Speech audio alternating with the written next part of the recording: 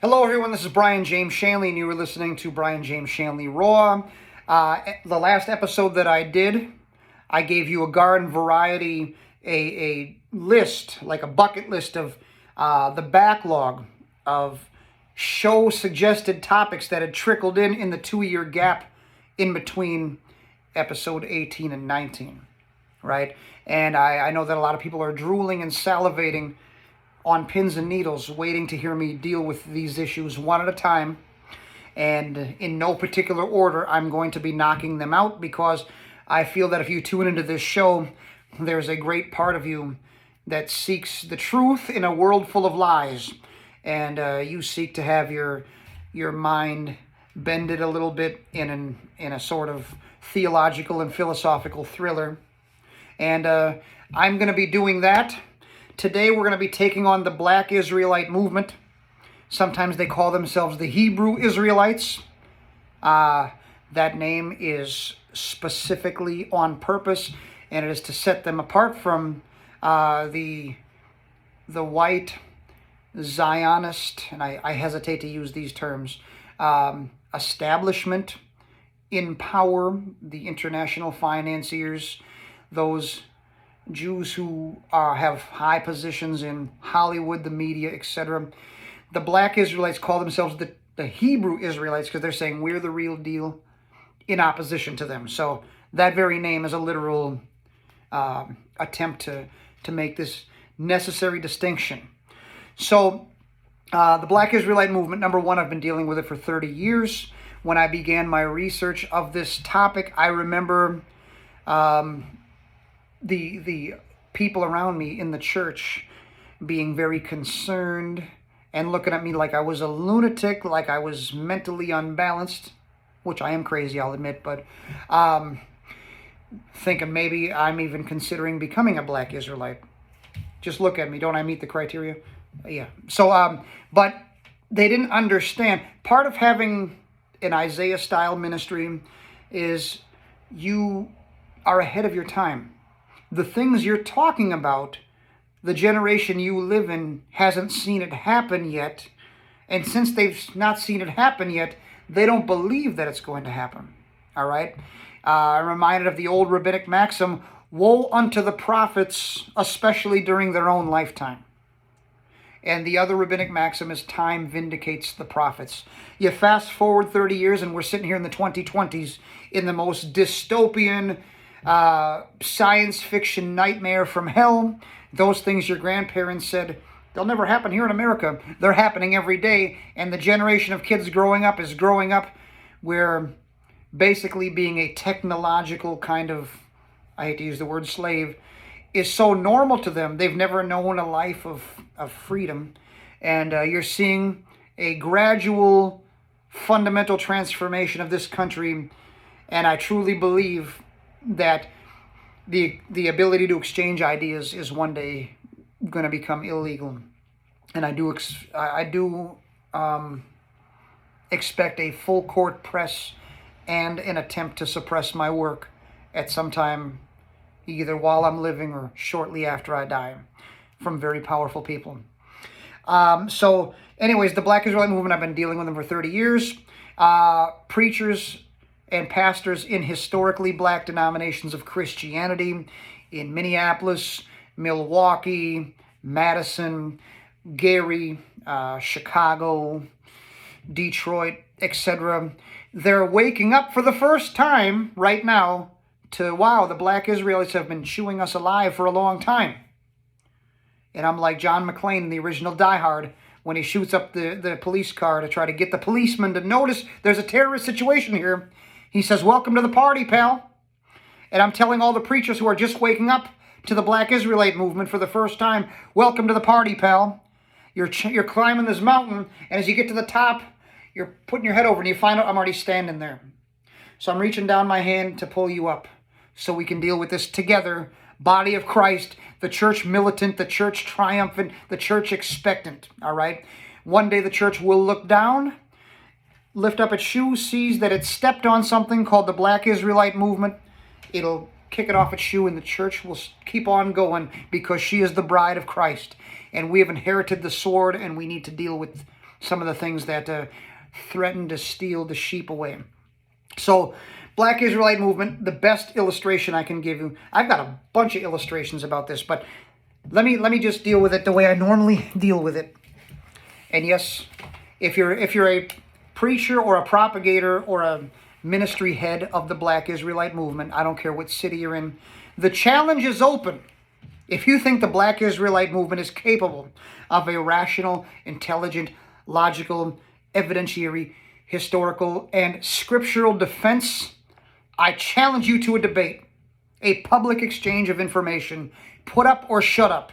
All right, you can sit in the chair. As long as the format is one where it cannot be chaos and where both sides will have equal time, I challenge you. Bring the best that you've got. You will lose, but at least the people watching will see your fake religion torn to shreds, and may they be saved from it. The challenge is out there. It's been out there for 30 years. I don't know why all you guys flap your lips until it's time to have a debate. Then all of a sudden you get silent. Very cowardly. But the challenge is there. Send this to anyone in that movement. They will get chewed alive from the scriptures, and you will see it happen. You'll say, oh, maybe it wasn't what I thought it'd be. Anyway, so here's the deal. In Genesis 9, it discusses that the entire human race, everyone who has ever walked the planet or will walk the planet following Genesis 9, descends from one of the three sons of Noah that got off the ark, Shem, Ham, and Japheth. In particular, Shem, he is the father of the Jews, as we call them, the Israelites. So Abraham, Isaac, Jacob, Joseph, etc. all come from Shem, one of the sons of Noah. Another son of Noah that got off, his name is Ham. Ham is the father of Canaan and the father of all of the great Nubian, Cushite civilizations in Africa. All right, the Egyptians, etc. All of them descend from Ham. Okay, so if the Israelites descend from Shem and black folks descend from Ham, black folks, Jews, black folks, the concept of a black Jew or a black Israelite would be to literally erase the line of demarcation. You can't come from one or the other. I mean, you can't come from both. You can come from Shem or you can come from Ham, but you can't come from both. The law of non-contradiction, A cannot be both A and non-A at the same time. So if the Israelites come from Shem and black folks come from Ham, they don't have the same grandparents. Then they're not the same people group. They're two separate people groups. It's fully fleshed out in the book of Exodus, where the Hamite Pharaoh Ramses II takes the Semites, the national Israel, into slavery. Okay? Two distinct people groups. All right? The black Israelite would we took ourselves into slavery? They don't get too deep. But here's the deal. From the very beginning, from the book of Genesis, the throat is slit. I don't really get to deal often with a religion or a philosophy where from its very opening claim, it's destroyed. It's over. Right? But when it does happen, I celebrate it pretty good. But here's the deal. Like, let's say Mike Tyson is fighting some schmo from around the way, and he gets knocked out in round one. He's out. Mike Tyson's hand has been raised in victory. Okay? Let's say some smelling salt gets put on, and the guy wakes up, and the fight's over. He says, "Is that all you got? I want round 2. I want round 6. I want round 10. Number one, there's no need because the fight's over. But number two, from that first round ass whipping, the fight's not going to magically get better. It's only going to get worse. Fighting an already defeated person. The black Israelite propagator, minister, whatever you want to call it, who had their butt whipped in round 1 in Genesis 9, trying to go on, the ass whipping only gets worse. All right? Because from there you get into all kinds of silliness. But the real place that they end up is they try to bring the New Testament believer back under Old Testament law, right? And so to do that, you have to, when the Bible verse says, Jesus, the end of the law, Jesus says, I'm the fulfillment of the law, you have to say, no, he's not the end. No, he's not the fulfillment. And you have to literally try to take people in the 2020s and put them under ancient Jewish law, basically giving a middle finger to the person, words, and work of Jesus Christ, saying it wasn't sufficient. You have to follow our movement. All right. For example, they'll say you need to follow the Shabbat, and the funny thing is they'll use little cute Hebrew words and phrases. They're trying to sell you on. I'm this great Hebrew scholar. That's the image. That's the sales slick. They want to impregnate in your mind that I know Hebrew. Well, here's the deal. Whenever I'm debating one of these guys, say, I'm going to tell you a sentence in Hebrew. I want you to respond and tell me what I just said. Oh, no, I'm not going to do that. I'm not going to play these games. They'll try to flip it around and project it back onto me. But really, that's a waving of the white flag that I don't really know Hebrew. You've just called my bluff and I've got nothing. All right? They're not what they claim to be. Don't be suckered. Okay? So, did Jesus get crucified on Friday? Okay. Was he there all day for the rest of the day Friday? Was he there all day Saturday? And then on the third day, did he rise from the grave? Yes, he did. What is the Shabbat? The Sabbath. The Jewish Sabbath started on sunset on Friday. It ended on sunset on Saturday. Question, was Jesus in the grave during that time? Yes, he was. What was he doing? One of the things he was doing was he was resting on the Sabbath in the ultimate, most fulfilling way possible, but he was doing it on your behalf. So resting on the Jewish Sabbath, observing that, has been done to perfection and conclusion by God the Son. That's why when he rose on a Sunday, the Jews had been for 10,000 years observing the Sabbath on Saturday. They moved their day of worship to Sunday. Part of it was because Jesus had resurrected on a Sunday, and they were going to change everything for that. And part of it was resting on the Sabbath has been done. The typology and the foreshadowing and the what it was meant to give a picture of has been fulfilled in Jesus' rest. But stuff like that over and over again, whether it's ceremonies, whether it's holidays, whatever that were Jewish, all these things were just a shadow of which Jesus is the substance. They're asking you to reject the substance and go after the shadow. Like the book of Galatians never was written. Like the book of Hebrews was never written. All right? If you want to destroy the Black Israelite movement, you have to go to the book of Galatians, in which Paul is literally addressing people trying to put New Testament Christians under Old Testament law. The whole book is he's angry because what they're doing is bad. It's spiritually destructive. The book of Hebrews is eloquently written in very polished Greek, and it's basically saying Jesus is the fulfillment. Whatever you see in the Old Testament, like I said, a ceremony, a holiday, Jesus is the end result of that. And because he has done it, you don't have to anymore. And to reject him, if you want to, the best way to show that you reject Jesus is to go back under a law he's already fulfilled. Anyways, so a lot is going wrong there. But here's the deal. Where does it come? Where does the Black Israelite movement come from? On the East Coast in the prisons it started. It became later a street thing.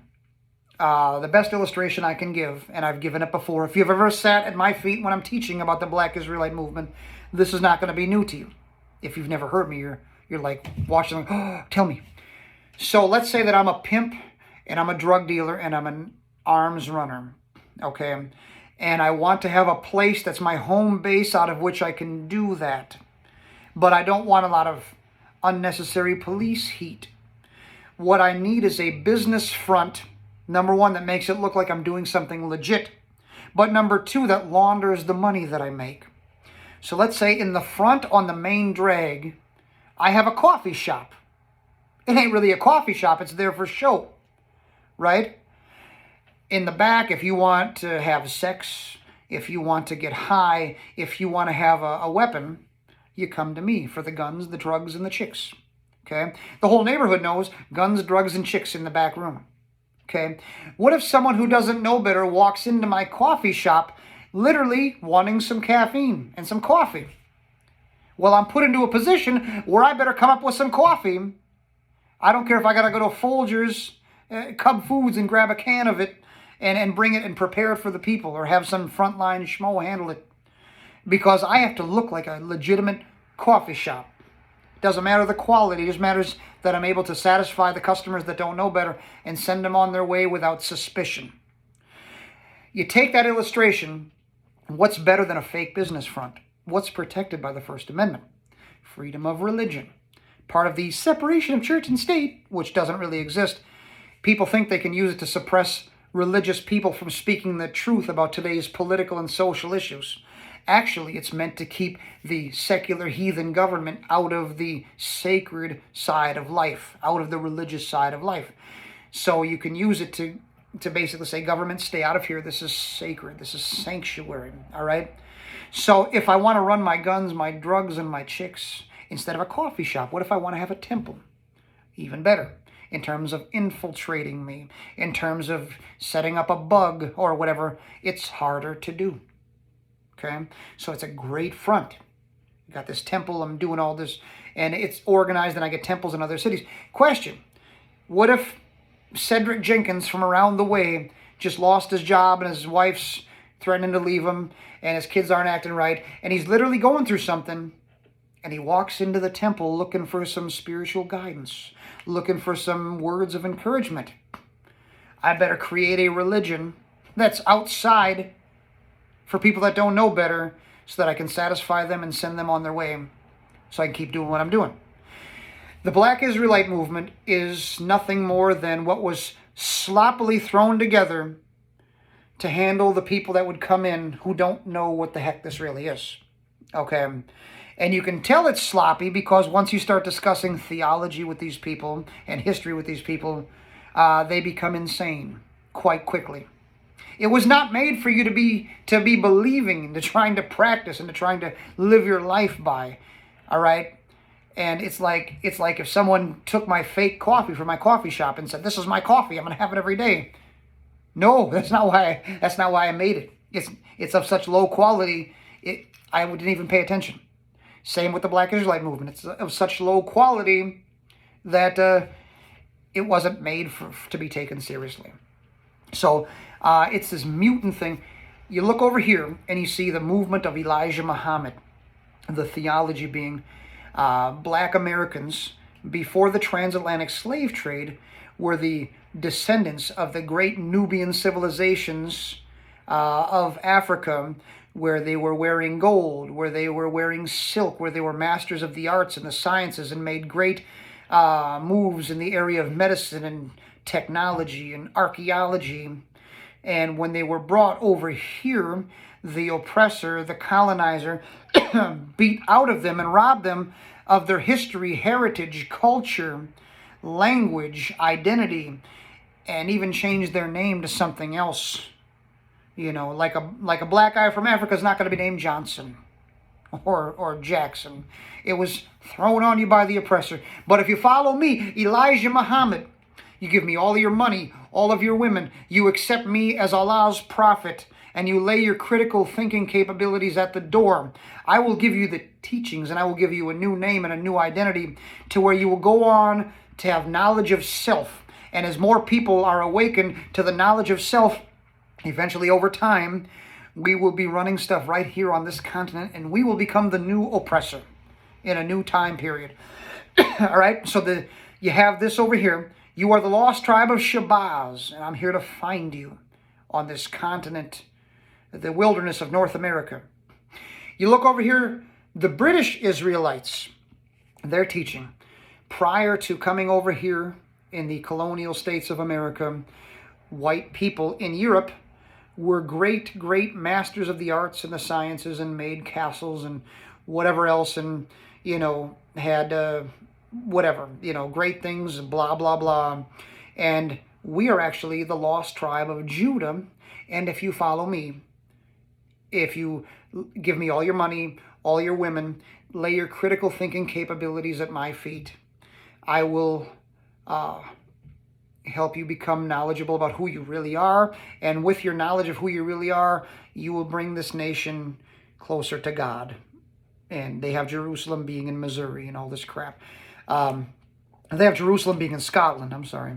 Jerusalem being in Missouri is the Mormons. But the point is, the race-based religious hustle. White people, we are the lost tribe of Judah. Black people, we are the lost tribe of Shabazz. One's Islamic, one's Jewish.